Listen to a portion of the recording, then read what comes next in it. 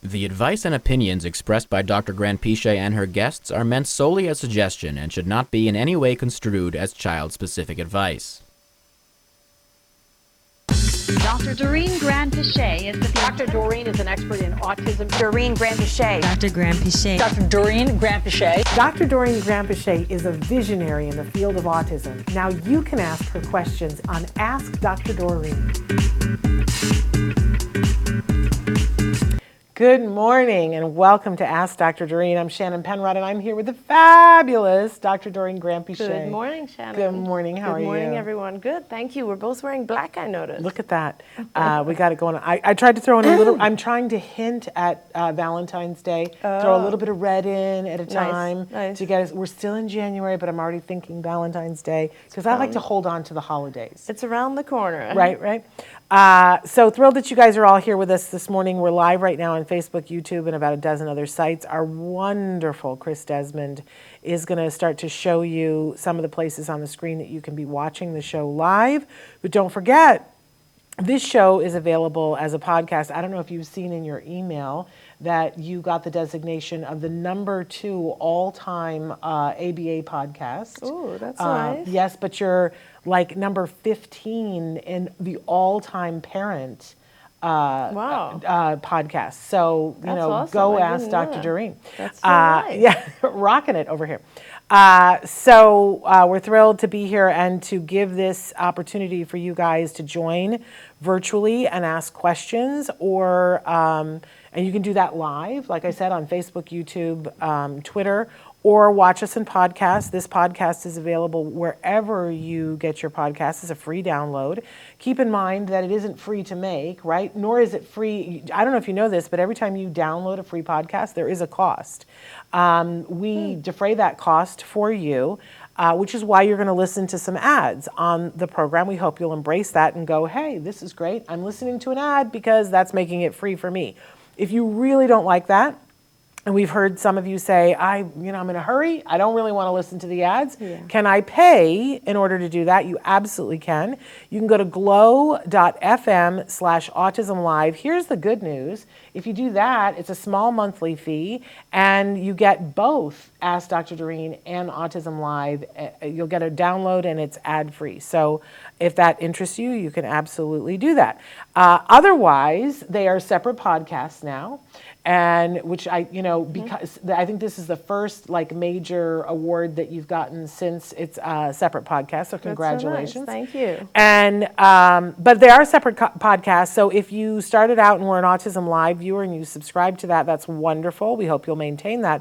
But please subscribe to Ask Dr. Doreen so you make sure that you get the regular feeds. And that way, sometimes you guys write in later on the day and say, I missed the live. And now you go and look for it. You don't have to look for it, just subscribe and then you've got it. The other thing, good morning, Susie B, thrilled you're here. The other thing, I try to remember to say to you guys, please let other people know about this. We don't have this marketing budget where we go out and spend lots of money to market. We try to make sure that we're here providing you information. We're counting on you to grassroots it for us. So please share our feed. Please let other people know, talk about us with your support groups to let people know that we're here and here to help. The whole mission at the Autism Network is to provide information and inspiration to our whole larger autism community that starts with individuals on the spectrum, but certainly includes all the people who love them. So please share, and I always say if you'd like to do something nice for us, on whatever platform you're listening to us, please review us. That gets us to more people than anything else possibly could. That bumps us up in the ratings and the reviews. So good morning, Autism Journey with Elijah. And Ruth is here. Ruth says, good morning, so thankful for this show. We're glad to see all of you guys. I want to do one quick shout out to a viewer that we're now calling Upstate Suze, Okay. who wrote to me this week, and I'll share this with you at some point.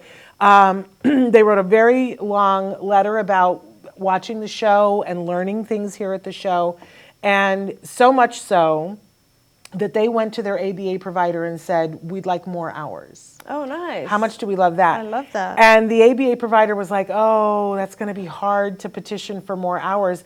But they put together all the data. The BCBA, who had been a BT for them, but then rose to got their BCBA, Yes. said, we're going to try this and see. And they were able to get more hours out of the insurance company, which is wonderful. But then it was like, well, he's going to school. How are we going to do all these hours? Yeah. So the mom, because she watched the show, found out like what hour her child had to be at school in order for the school to get their money. Fantastic. Right? Because we always want to know that. And figured that out, went back to the school, went back to the ABA provider, figured it out, and he just needed to leave a half an hour early every day from school. So she went, proposed it to everybody. Amazing. And they said, absolutely, this is medically necessary, and it's all worked out now. That's amazing. He gets excused That's a half amazing. hour every day, and he's going to get more ABA. That is fantastic. And she was over the moon and wanted to thank both Well, of us. honestly, fantastic. And I So said, good. thanks to Upstate Stews for getting it done. That's an on it I mom. love that though, Shannon, and also like just seeing the messages this morning Yes. and like the award. It just what it means to me is that we're actually helping people. Yep, getting and there. It's hard sometimes on this side, right? Because we don't Yes. know how many people actually view the show, or we have some numbers later, but we don't know on a daily basis what impact Right. it has. Yes. And I'm just so happy that it does, because we've been doing this for what, 14 years? We're or in the something? 14th year. Yeah. So Amazing. it really makes us feel very happy, much better, you guys, and grateful when you guys let us know that something resonated. Yes, yes. And there's so many different things that we say that if something is helping, it makes my day. I know it makes your yeah, day. absolutely. Wonderful. Absolutely. Okay, so our topic today, we're talking about one of my favorite things that you say, which is it has to be fair. Right. But more and more people have asked questions and said, but I don't, here's a circumstance, I don't know how to make it fair. Mm-hmm. So we decided that would be our overreaching topic today. But you guys can write in on any question, any subject, and one of our wonderful viewers has written in on something that we're going to talk about in a second, that I got it right before we came into the studio, so thank you, Joannie, for writing in. So if you guys, and good morning to Andrea, thrilled you're here too, please write in if you're watching and start asking questions. I've gotten lax about saying to you guys, what usually happens is we go through the first half of the show, and then you guys start writing in. Right. And then we get to the last 15 minutes, and all the questions come in. And we're it's- like panicking and I trying to totally panic. I go, oh no, we're not going to get to all of them. So please write in your questions early. I want to start with the question that Joannie wrote in. She wrote in a bunch of information, which I'm not going to share here, but I've shared it with Dr. Granpeesheh, giving us all the backstory about one of her children.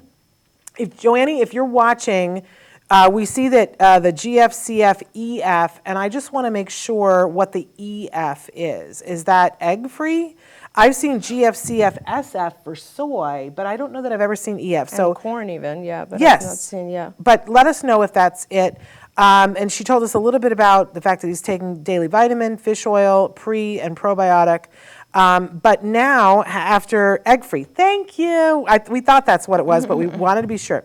But now, after having gone to 2 TACA conferences virtually, and it's a game changer when you do that, they want to step things up. And so their first question is recommendations about weeding through doctors to find the right one. The second question is, I feel like we should start this process with blood work or testings to find out allergies or sensitivities, not to mention deficiencies. Am I right to think that $2,000 is a reasonable budget to begin with? And they said thank you, and they're sending love and blessings as well. Yeah. We love you. Thank you for that, Joannie. Yeah, I don't recommend, so I think that you start by looking for the doctor, right? Yeah. And I think it would, go on med maps. That's where I would start. Yeah. And I would start looking through the doctors. There are also, there's practitioners on there. There's also dietitians, nutritionists, and so on. I would probably, at this point, since you kind of want to do an overall view of things, I would want to make sure you're looking for a doctor, so MD or DO. And I think the way to choose the doctor is just to have a conversation with them. Yeah. So I think you would call them up, set up an appointment. First of all, that's a good test because some doctors are so busy that you just don't get time with them. And I think it would be important when we're talking to functional medicine doctors, you need time because there's a lot of stuff that they want to explain to you and you need to understand and so on. So make sure you have that conversation, and if you feel comfortable and if you feel like this is someone who kind of understands things the same way you do, that's, I think, the most key thing. Because, you know, just like, for instance, in ABA, there are ABA professionals who will tell you, don't do anything medical. There are also physicians who will tell you, don't do ABA. So you want to make sure you have someone who's thinks about things the same way you do in terms of all the things that you've done and are doing, and you just want to have that rapport. You want to have someone who's going to be on your side and not being critical of things that you've already done. I always say parents know their kids the best. I mean, look at, you know, after all these years, you're going to talk conferences, which I think is amazing. And so make sure it's someone that you feel comfortable with and ask them a lot of questions about, so what do you think about this? What do you think about that? I'm doing this. This is his history. Like, spend that time, right? And usually, you know, and it depends. Some of these physicians are so busy and overwhelmed that they don't have any time to spend with you, really. But I think try to force that initial conversation, I think, is really important. And by the way, it doesn't have to be someone who's a MedMaps physician. You can also look up functional medicine, and actually you can even look on your insurance policy or your insurance website and look for functional medicine physicians, call them up and ask if they have any expertise with kids on the spectrum, because there are a lot of those folks who don't necessarily go the MedMaps path, but they do know what they're doing. So that's your step one. That once you get in and talk to the individual and actually they do their first initial eval, they will tell you what kind of blood tests they want, blood, urine, stool, etc. And you know, the doctor has to decide exactly what they're looking for. It's not always going to be with something comprehensive. In fact, you might have had some testing done in the past year that could suffice for some of it. So just don't work on the blood test or worrying about that until you actually find the physician. 2,000, I think, is going to be a little low. Yeah. From what I understand, a lot of these physicians, their first full eval is closer to 5,000. And if you need help with that, apply to excuse me, our nonprofit organization, Autism Care Today. We do fund up to 5,000 for whatever a parent or child might need. So apply to that and maybe shoot an email over to Shannon, and she can also put in a good word so that we can try to get you some help with the funding so that you can get the ball rolling. Yeah. And she wrote in some other stuff, other questions. There aren't very many MedMaps doctors in your area. Well, you know, honestly, some good things came out of COVID, and one of the things that came out was a law. Telehealth, telehealth is I think, and don't quote me because things change every day and it depends on your state, but most states still have telehealth laws on the books so that you can, depending on, and usually your MedMap doctor will be able to tell you what the rules are of how that they, you know, can be on the phone with you, and it might end up being cheaper for you because of that. So I wouldn't limit yourself to people in your area. No, definitely. I would worry more about, are they on the same wavelength? I remember the first time we went to look for, back then they were called Dan doctors, and it was wonderful that CARD was having a thing where you were bringing a doctor in for parents to meet with, and I was trying to get an appointment, and they were going fast. But our supervisor said, Shannon, I'm just going to say something to you. This is not your doctor, because he is a my way or the highway, and you are not going to respond well to that. Okay, interesting. I want you to keep looking and find a doctor. You have a lot of questions. You're going to question everything that he does. You got to find a doctor who's going to, you know. And I didn't want to like do all the testing in the world. There was specific testing I wanted. So that's the Yeah. doctor that I found. So I do think being on the same wavelength. It's so important. Although I always love to say, you know, that if I had it to do over again, I would go with Dr. David Berger.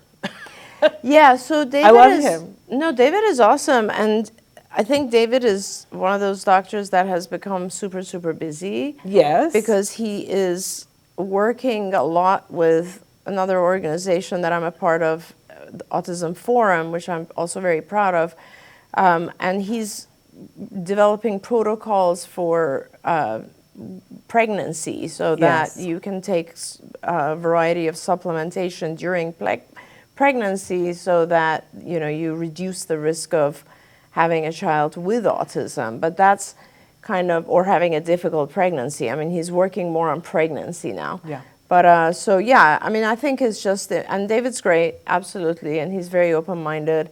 He listens. Yeah, there are others as well who listen, Thank and I you. agree with you. I think that's the biggest Yeah. thing, is they listen, and Yeah. that's very, very important. I totally agree. And I do think the one that I found, who I don't think is practicing anymore, but I went to a parent support group meeting and he was there. So I got to hear him speak and ask him questions, and it didn't cost me anything. Yeah. I love at some of the TACA conferences, and I know at their family picnic, you pay a price to get in, and then they have doctors, and you get 15 minutes Amazing. with them for free. But I want to point out, too, that Amanda has written in and said that TACA has recommendations, and that you can, you know, I would connect with TACA. And if you're going to do the any kind of a functional medicine or any kind of biomedical, I would get a free Intervention. TACA mentor. Yeah, Because it will that's help so helpful. you Yeah, a yeah, lot. that's very, very helpful. Yeah, and also, if you once you get past the initial section, so remember, like, there are physicians who are going to do a lot of the global work of kind of like, you know, kids with autism have different issues medically as well. So that becomes an issue. Like, there might be a child who has a lot of gastrointestinal inflammation, and then you end up going more towards a GI physician, or a child who might have, you know, I don't know, sleep disorder is affecting him, or redox is bad, or so on. And so you end up going to specialists. For parents who you know that your main issue is, for instance, reaction to a particular food, like you mentioned this diet here. I love to go to a seasoned nutritionist. Sometimes when not sometimes, every time when I have a consult or have had a consult in the past with Julie Matthews, I think her information on just how your body works with different foods is incredible. So I think sometimes the nutritionists are even more knowledgeable in certain areas than our physicians are. Yeah, Julie Matthews is amazing.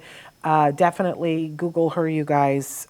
She does webinars and things that. She's got a crazy amazing. website too, great website, Yes. lots of resources. Yes, and if I were 2 I think years it's called it's Nourishing something- Hope. Nourishing Hope, thank Yeah. you. If I were 2 years younger, it would have been right there, and I could have plucked it, and I Listen, couldn't you this and I morning. are each other's memory in a lot of It's cases. getting scary. It's getting scary. Okay.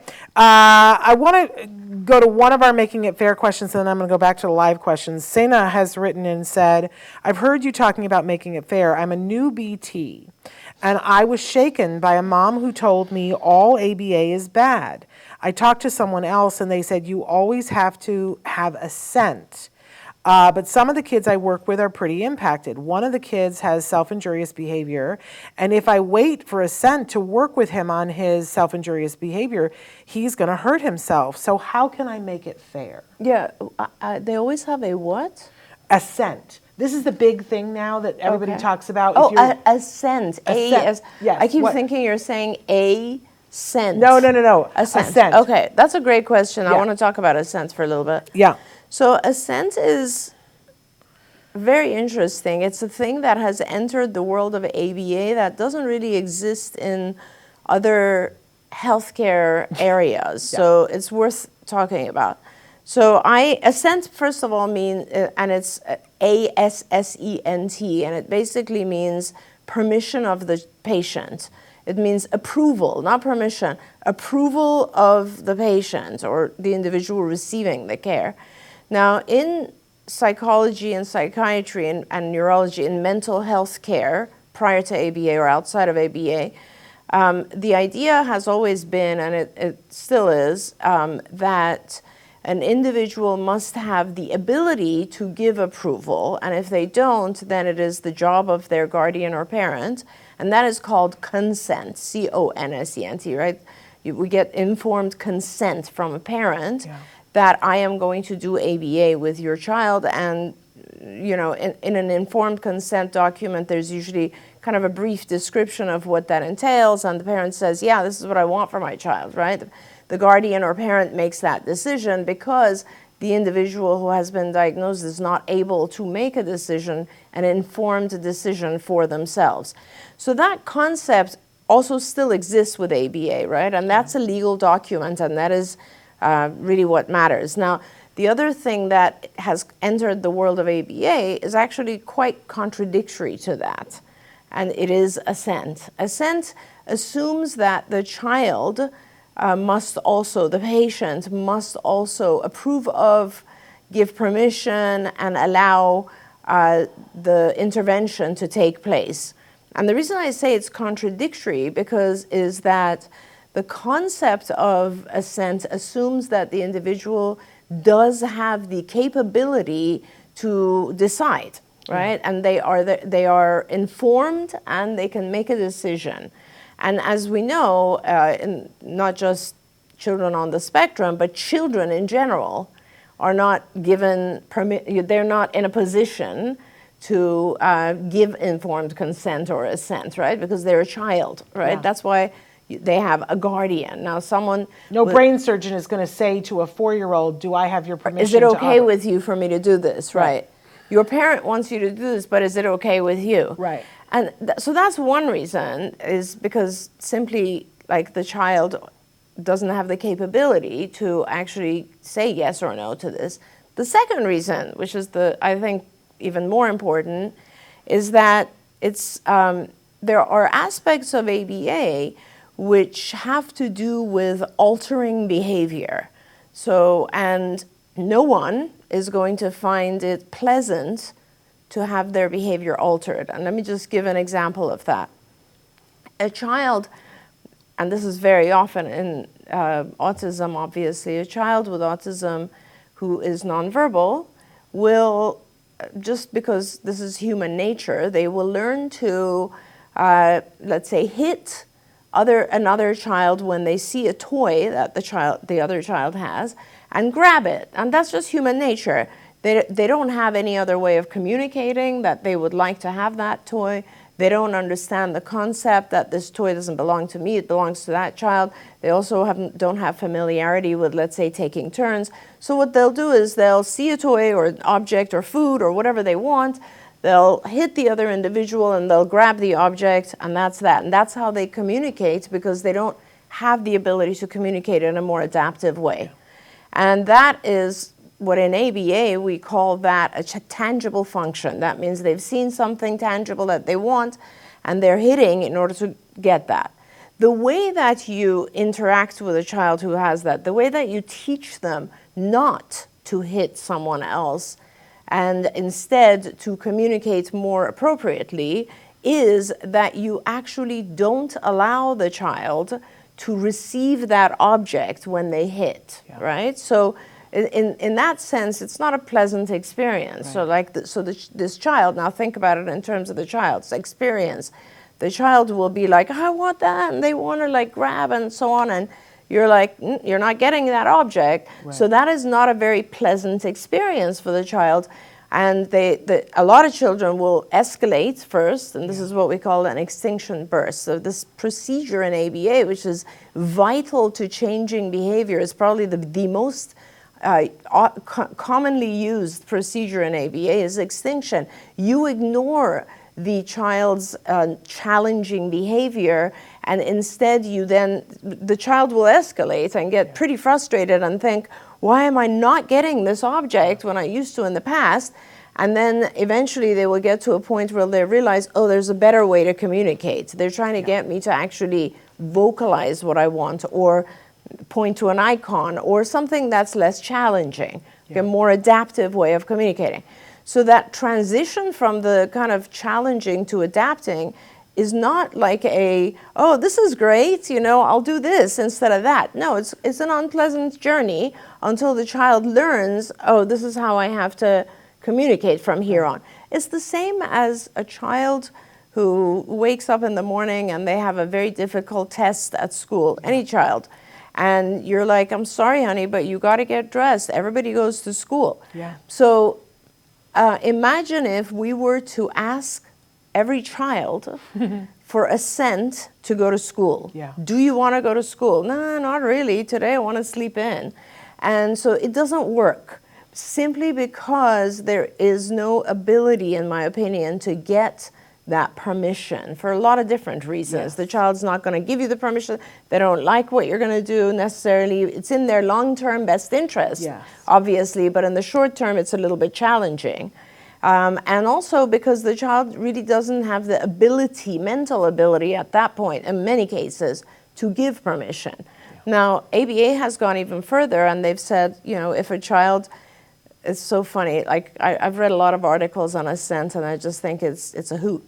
And no one's going to say it, because like there's like you get shunned if you talk about it the way I am, and so it's like if the child turns away from you, they are removing their assent, as an example. And so come on, like in ABA, a lot of that kind of stuff is happening. A lot of if the child looks at you and smiles, they're giving you assent. Yeah. Those are just they just don't really make sense. And so the important thing is, the reason this came into the industry is because there were people who were being abusive towards children. And so this was a way to come in and say, we want to make sure that the child is okay with this, okay? So, and because if the child is okay with it, then supposedly they are being protected from someone who might be abusive, which, by the way, Shannon, that also doesn't really make sense to me, because an adult has multiple ways of tricking a child into and abusing them. It's just too complicated for a child to give approval or not give approval. It's not going to happen. Well, the truth is, predators use assent so that they can abuse a child. Absolutely. This is it's not a fix for what it is that we're really wanting to fix, which is not mistreating a child. Assent won't solve that. That's right, exactly. And so I'm just going to, that's my say on assent. So we're going to put that aside for a minute. And now we're going to talk a little bit more about the topic, which is being fair. Yes. Because if you are fair, you don't have to worry about assent. It'll just be fair, right? And it'll be, the parent has given consent. And by the way, as a parent, I really recommend, and I offer this to parents when I do intakes, is if you haven't seen ABA, go see ABA. A lot of times I will actually talk to a parent at the intake level for a couple of hours. And sometimes there's a parent who I feel like they're not going to be okay with ABA. They're just not. Because with ABA, you do control the situation. The provider does. The therapist does control the situation. And you will see your child crying before they realize, oh, they can ask for things in a different way. You will see the provider, the therapist, blocking if your child's trying to hit. You will see objects taken away. That's called response cost. Those things occur in ABA, and it's really important to know what you're getting into, right? And so I think that if you are fair, when this is how I define fair for our therapists and clinicians, I always say, if you're doing something that the child has gotten very fluent with, and they've been doing it for a while, it's easy for them, or they just came in knowing that knowledge, then that's great, and you can go rapidly and make sure the child doesn't get bored, and give them a lot of reinforcers anyway. If you're doing something that is very difficult, brand new, for a lot of kids, the verbal types of lessons are difficult. or if you're, blocking a behavior that the child has been used to doing, that kind of stuff. Make sure you are doing very, very small chunks, so you're not working the child too hard. Make sure you are using the most powerful reinforcers at that time. Yeah. Make sure you give the child plenty of breaks. Make it fair. Yeah. And that's if you work on seeing things from the perspective of the child and make sure that everything you give the child, you're giving a lot of reward, a lot of prompting. You don't want to put pressure on the child. You never want your child to be frustrated. That's very, very important. You want your child to figure things out. So you want to give them as many prompts, help, modeling as you can so they figure things out, and then you want to reward them heavily when they're beginning to figure things out. Then it's fair, then it's fun, and those who have seen good therapy know that it's like... We swear by it. It's a wonderful experience for the child. Yeah. I just want to say, because I think you think of frustration different than I do as a parent, and so I just want to say that what I learned is that there will be times that my child will be frustrated, but good ABA, fair ABA does not leave your child frustrated. That it never leaves your child in the pool of frustration. It leads them. My son always used to say to me, there was a time when he saw a kid being frustrated and the parent was upset because the child was frustrated, and he said, "Oh, she doesn't know that frustration is just a symbol that things are about to change." Yeah. And no one ever died from frustration. And I want to get a T-shirt, a pillow, something that says that. Yeah. Because that's what you guys led my son through. Yeah. He was frustrated because he couldn't find his words, and Right, you guys right. didn't leave him there. I mean, and Shannon, if you think about it, it's funny because I do these other kind of mental health stuff for Yes. our employees. Frustration is what leads to learning. If you Yes. don't have any kind of frustration at all, you're basically not learning. Right. Right? So we problem solve from the things in life that cause us frustration. And so frustration is not a bad thing. And I guess I should have used a different word when I was explaining it, because sometimes I have seen kids where hopelessness is a better word. Oh, yeah, we don't do that. Hopelessness is when you are so frustrated and you don't see a solution. Yeah. And that's hopelessness. And you never ever want a child to get to that level, right? You always want to be able to put the solution in front of the child. So going back to this behavior technician's question, I would say that you basically it's so much effort and time goes into looking, did the child approve of this? Did the child not approve of that? You should approve of it. Make sure that what you're doing is good, high quality ABA. You're not letting your child get to a point of hopelessness, and you're rewarding the child for learning, and it becomes a very fun journey. Amen to that. So many people are writing things in, and Amanda Great. said, "I'm so concerned." She said, "There are so many things coming up surrounding the neurodiverse community. I'm interested in seeing how our society will be in 10 or 15 years when parents who are not utilizing quality ABA because someone has feared them into not having it."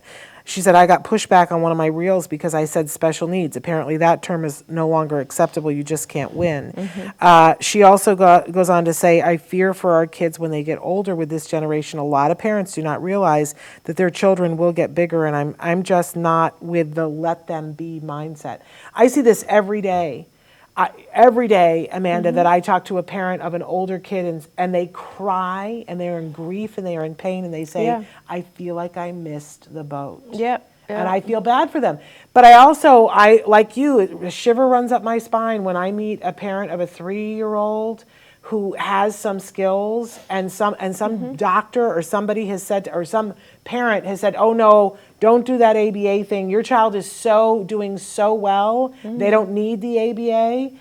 Because I know what's going to happen. Well, or even if you come across a BCBA who has this kind of ideology, which is like, "Oh, I don't know if I have a cent." Right. So I'm going to stop. Right. I mean, Yeah. and so it's kind of like it is, you guys like just, and I agree with you, Amanda, 100% on everything you wrote here. It's a little concerning, and I want to be totally respectful of individuals. I was just having this discussion actually with a couple of our clinical directors because they were just telling me that the word recovery doesn't work anymore and it's not acceptable anymore in society and so on. And I said, yeah, that's fine. I'm not stuck on that word. I don't care. To me, the idea is loss of diagnosis. To me, it's so straightforward. It's just so clinically easy to see things. Maybe because I'm someone who has been diagnosing kids for years, right? So to me, it's like you either have the diagnosis or you don't. Now, you might have a different diagnosis, right? But it's not autism. It's not And you might have ASD. challenges, but you don't qualify for a diagnosis. Of autism, Yes. right? And that's like part of the thing that's really important is that, you know, you have children who will have all the symptoms of autism, and if you do have all the symptoms that qualify you for diagnosis of ASD, I can tell you life is difficult with all of those symptoms. So the concept of having anything that is in the diagnostic manual, this is what I was telling this clinical director, is that, you know, it is not, neurodivergent is a word. It's not a diagnosis. It's a word that encompasses everyone who's different in one way or another. Now, you could be neurodivergent and have a diagnosis in the DSM, or you could be neurodivergent, and as Shannon said, you're different, but you don't have any symptoms enough to have any kind of specific diagnosis. Of a disorder. Of a disorder in the DSM. And what does the DSM stand for, by the way? Diagnostic Statistical Manual of Mental Disorders. Yeah. So you can be neurodivergent and have a mental disorder, or you could be neurodivergent and not qualify for a mental disorder. But the issue is that when you get a mental disorder diagnosis, the very first part of diagnosing tells us this. What is a disorder? A disorder is something that makes it very, very difficult or impossible for the individual to function in their home life or in their work life or school life, right? So if that aspect, and I've always used this example, if that aspect of functionality doesn't exist, like in other words, let's say alcohol dependence, right? You could be drinking 10 gallons of scotch a day, but if you're great at work, great at home, you have some miraculous redox that gets you through that, then you don't qualify for the mental disorder. Right. It's very simple. You could be very, very anxious, but unless you have the very specific symptoms of anxiety disorder, you don't get that diagnosis. And then and it's fine. With ASD, when you get a diagnosis that is in the DSM, by definition, that means you need help. Yes. So, and the help can be different levels, right? But why do we, and I'm ranting about this a little bit, but why do we provide help to individuals with mental disorders? Because A, we want them to be able to thrive in life and the environment and their own lives. And B, if we did not intervene, it would not be possible for them to function amongst others. Yeah. It also starts to intrude in the lives of others, and that's, I think, also an important point. I want to get to Andrea's question. Sending you a hug, Andrea. She says, I have an interesting question and it might ruffle some feathers. My son just started seeing, I don't know what a PX chiropractor is. A PX. Prescribing, okay. I think. To work on his anxiety and emotional regulation issues. He is 4 and in full-time ABA at a center. The PX doctor kind of hinted at how it might be too stressful for him to be in ABA all day. I told him, I'm not willing to quit the only thing that has helped him. Please let me know your thoughts. Yeah, and so it's like it went on. Please let me know your thoughts and opinions on ABA contributing to his anxiety and being in constant flight or flight mode. That's actually, I'm glad you read that second part because I'll comment on that too. But my first, I guess, opinion about this is that just like I wouldn't assume I saw your child and I said, I don't think you should do chiropractic, right? I don't have expertise in that area, so I can't comment on that. Thank you. This individual doesn't have expertise. I guarantee you if you ask them what is ABA, they will not be able to tell you. And have you seen a 40-hour program, and have you seen what it does for kids? Well, they won't even know what ABA is. Let's just start there. So having an opinion about it means that they're going on hearsay. And you don't really want to take the advice of someone on hearsay, like whatever they've heard from others or so on. No, I would ignore that completely. The second part of this is important, though. That, you know, you want to make, it is possible, it is very possible that ABA might add to anxiety. And what was the other? It was anxiety and just fight or flight. Fight or flight. Yeah. So I don't think that it's going, fight or flight is a different thing. I don't want to take up time talking about fight or flight, because that's a kind of a biological thing that happens in your body. It's your autonomous nervous system will react to sudden things with fight or flight, or actually they've added now freeze. So your body reacts in a different way. That's not what's happening with ABA, but it is possible that you get heightened stress with ABA, because think of it as tutoring, right? It's funny because we all, those of us who've had like classes in, like, let's say piano classes when we were kids. Yeah. Who doesn't say, oh my God, I have to go and do piano again and do my scales, and it's like, I don't want to do it. Or, you know, oh my God, I have to have my math tutor come over or whatever. It's added stress, right? It's just one more thing you have to do, and it's focused learning and all that sort of stuff. Now, when we were kids and we would have, let's say, the math tutor or whatever tutor, nobody would really reward us for it, right? You just forced yourself through, and it was stressful. And if your tutor was bad, it was even more stressful. So it can be a little bit stressful in the short term, but think of it as tutoring. You need ABA more than you need that math tutor or the piano class and the things we put our kids through. You need the ABA so that the child can learn to communicate, can learn to integrate with others in society, can thrive, can learn from their environment, all the things that you learn through ABA. So I would say the short-term little bit of anxiety is worth it. And also, if your ABA provider pours reinforcers on the child, makes it easier by prompting, makes sure the child feels rewarded and feels like accomplished. That's one of the things that our kids learn from ABA, is they feel like they've accomplished something, a challenge they've overcome. If those things are happening, then I'm not worried at all about the anxiety. But as a parent, you should keep track of it. I mean, we do have children who have extreme anxiety for a variety of reasons, whether it's phobias or just, you know, misaligned anxiety for some reason, so separation anxiety, etc. And we treat that as well, and we make sure that we're aware of that and dealing with that. Yeah. I love the comments. We've got a couple of Sarahs commenting. One Sarah says, what makes a big difference is good ABA and a good provider. Amen to that. Yeah. But I also think that being a parent who knows what that is and advocates for that is what makes sure that your child gets that. You know, Sarah also wrote, sorry to interrupt, Shannon. Different Sarah, though, I think. No, Same Sarah? Same Sarah before said that they're doing 40 hours of ABA and not doing OT and speech, and she's worried if she's missing something. And Sarah, I wouldn't worry. OT, I think, I see OT as helping children who are so dysregulated, like hyperactive or lethargic, and who cannot pay attention and function and slow down, or if they have very, very severe gross motor, fine motor delays.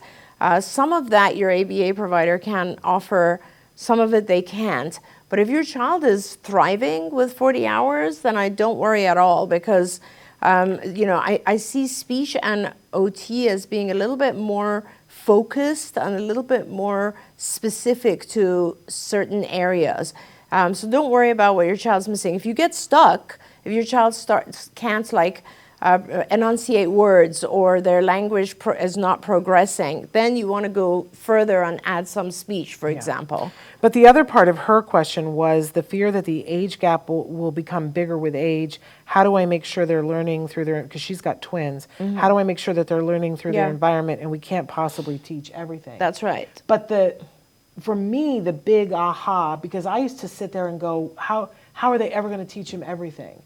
But the big aha was when I really began to understand, when he started to show me what generalization looked like. Do you want to take just a second to talk about that? Sure, and there's two types of generalization, and that's a good way to look at it. So generalization is like if I teach you a bunch of things, like let's say, I don't know, I teach you the colors, you're going to take stimulus generalization. So I teach you, let's say, red and blue and so on. Next time you see red and blue, you're going to name them in different environments, different objects, etc. You're going to take that stimulus and generalize it and use it in different environments with different people, with different objects, etc.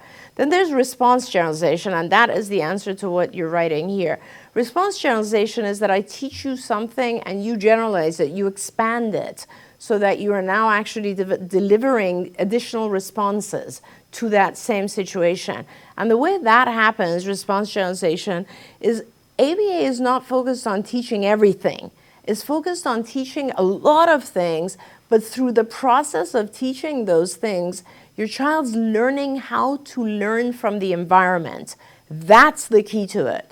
So that's why we practice things from generalization perspective. Like if I teach a child a million things and I never allow them to use it in their normal environment or to learn it from other people, they're just going to do it with me. They're not going to. It's not going to be useful, and it's going to be limited to exactly what I teach them. But with ABA, what you're supposed to do is after the child. This is part of the reason, by the way, that we put multiple people on a team. Yeah. Like we put 4 or 5 people on a team working with the same child, is because you want the child to respond to everyone, and people are different. And if you teach the child to communicate with different people in different environments, what they learn is, oh, I can actually gather information and interact with my environment. That's how they learn everything else. So you're just doing the very first parts, and then the environment does the rest. I'm loving all the comments that you guys are writing in and how you're helping each other. I love the interaction that I'm seeing today. Me too. I'm just, Lucy says, what great programs have you seen for kids who have graduated from ABA at 7 or 8 years old? What kind of social skills groups have you seen that are good? Also, what social skills opportunities do you recommend for these kids and teenagers? I certainly have a lot to say, but I want to hear from you. Yeah, so Lucy, I'm so glad that you said this actually, because I'm, as our viewers know, I'm just 4 months back running CARD. We just purchased CARD 4 months ago. And this is a big one for me. One of the big ones actually is that the previous management shut down our adult centers, and I'm going to be working on that. We actually now have realized that we have over 500 individuals who are over the age of 13 at CARD, which is a lot of individuals. So we're working on an adolescent adult program again. But this one, social skills, is something I want to bring back ASAP, like in the next few months.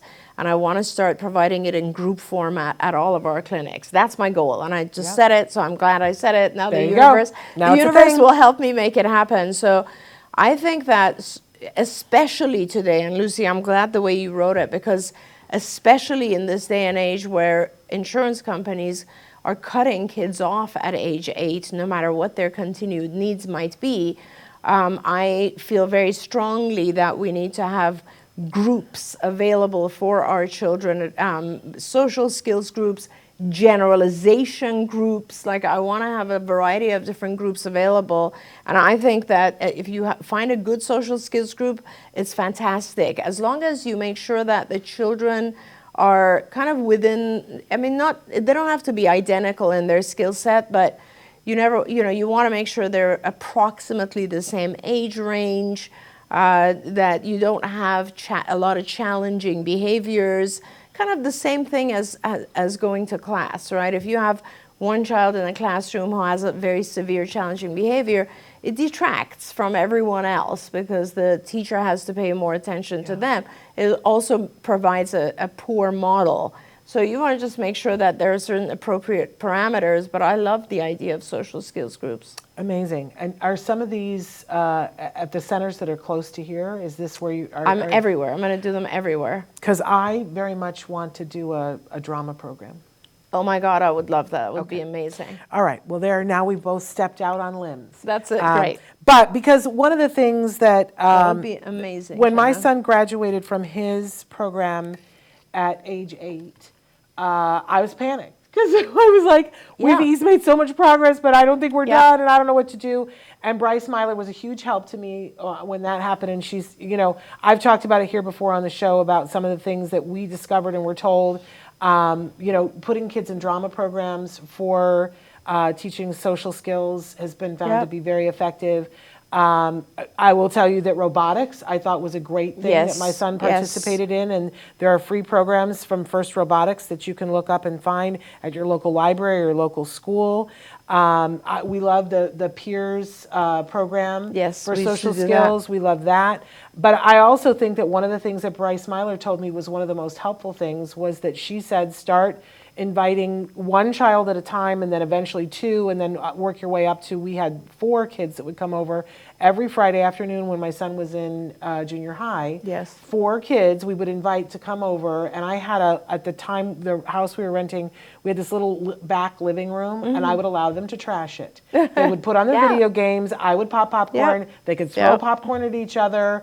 My husband would go to In-N-Out and get whatever they wanted, so it was like very reinforcing for the other kids. That's right. We became the popular house to come to. That's right. And those kids would work through things where my son would do something that wasn't right, and they wouldn't abandon the friendship because it was so worth it for them. Yeah, absolutely. But they would go, hey, dude, don't do that. Yeah. And he learned. Yep. And he had a group of friends that he went to school with because of that.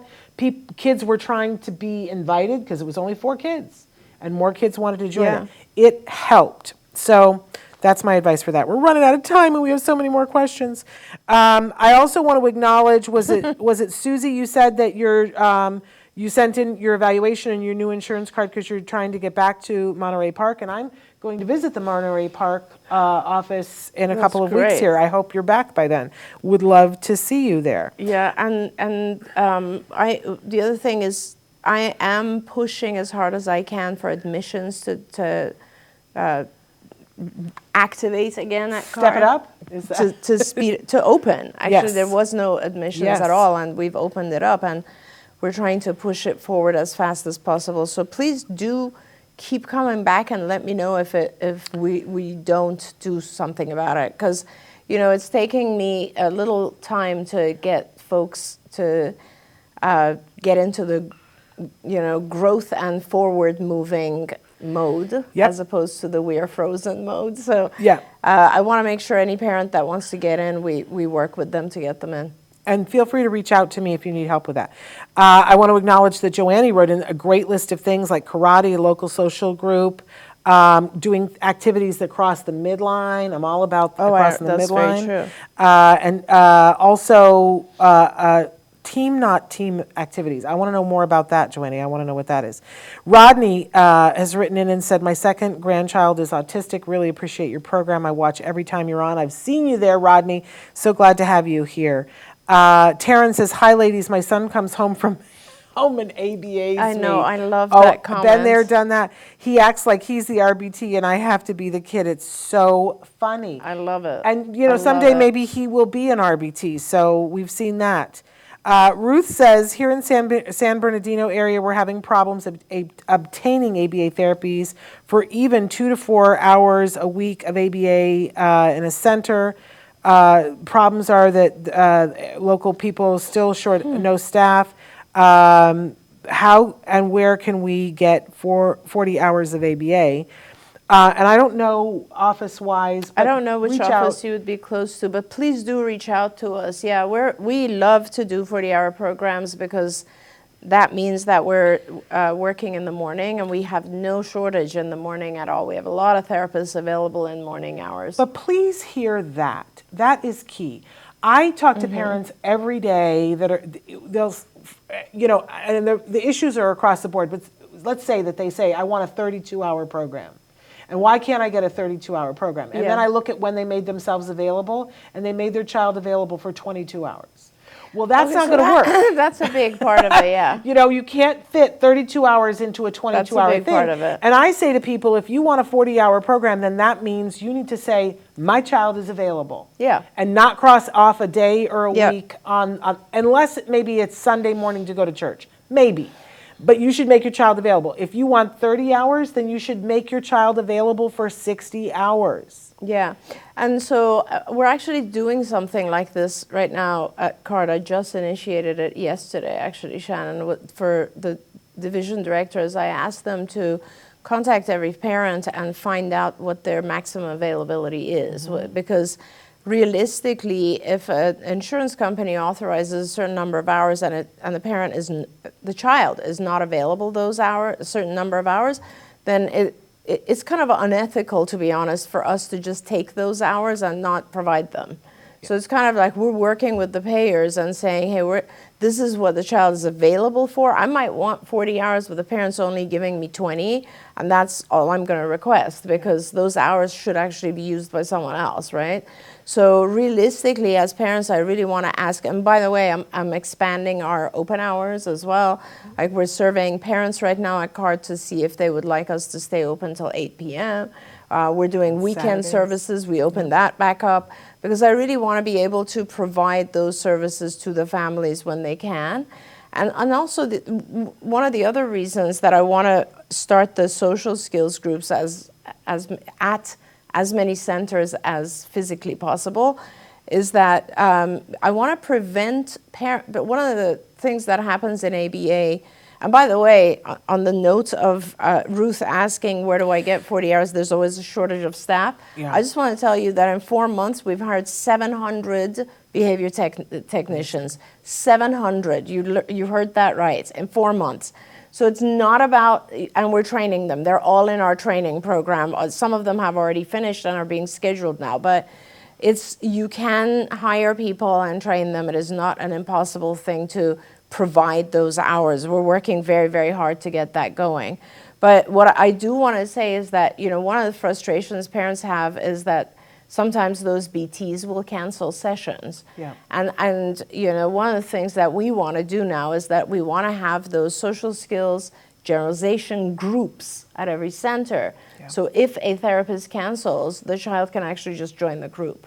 Yeah. And therefore, the parents don't really have to worry about cancellations. Yes, love it. I want to, and then we're going to be done. Amanda says, if anybody's in the Houston area, I can be the popular house. All kids are welcome. Thank you for that, Amanda. Susie says that her son wants to come back to CARD, so please connect with me. And the son is asking for it. And Amanda, I need to connect with you about social skills in Houston. She's been working on it this week, Amanda. No moss has grown. You sent in last week, and she's done a bunch of work on it, so you should be very excited.